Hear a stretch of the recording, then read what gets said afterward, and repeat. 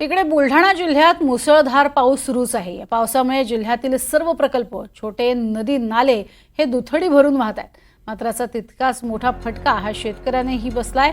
जिल्ह्यातील घाटावरती आणि घाटाखाली दोन्ही विभागात मुसळधार पाऊस झालाय। उभ्या पिकात पाणी शिरलंय, शेतामध्ये गुडघ्यापर्यंत पाणी साचलंय। मका, सोयाबीन, कापसाला जबर फटकाही बसलाय।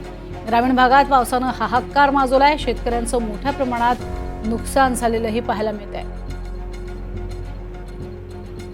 सोयाबीन, कापूस, तूर, मूग ह्या सगळ्यांचंच नुकसान झालंय।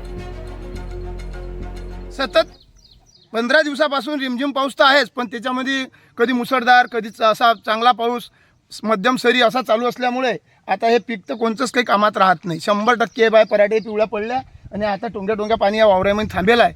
आता हे पीक विम्याचं लोक म्हणता का कंप्लीट करणं आहे, असं करणं आहे, तर हे आता ऑनलाईन तुम्ही ऑन द स्पॉट येऊन पाहू शकता आजची परिस्थिती काय आहे म्हणून। कोणाच्याच वाट्याला काही येत नाही, पीक कोणतंच राहत नाही आहे। पराठी बी सगळी पिंगट पडते आणि हा उडीद तर तोड्याचंही काम नाही, अशी परिस्थिती या गावाची झालेली आहे।